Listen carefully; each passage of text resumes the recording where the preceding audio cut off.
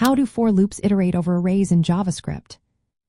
Imagine walking through a line of boxes, opening each one to see what's inside. That's similar to how a for loop goes through an array in JavaScript. When you work with arrays, you often want to look at each item one by one. A for loop helps you do that easily. It starts with a number, called an index, which begins at 0. This 0 is the first position in the array because JavaScript arrays start counting from 0. The loop then checks if this index is less than the total number of items in the array. If it is, the loop runs. Inside the loop, you can use the index to get the current item from the array. After that, the index increases by 1. This process repeats until the index is no longer less than the array's length.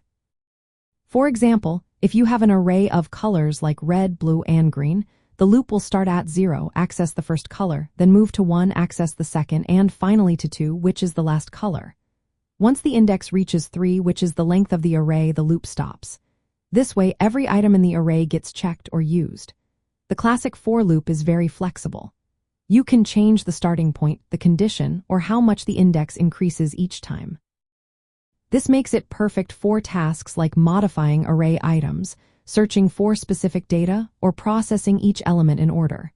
Besides the basic for loop, JavaScript offers other ways to go through arrays. The for of loop lets you go through each value directly, without needing to manage the index. The for each method runs a function on each item, making code cleaner and easier to read.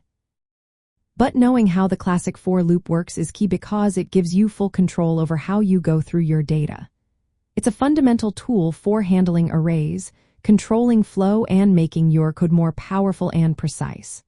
So, whether you want to access, change, or analyze each element, mastering for loops is a must for web development with JavaScript.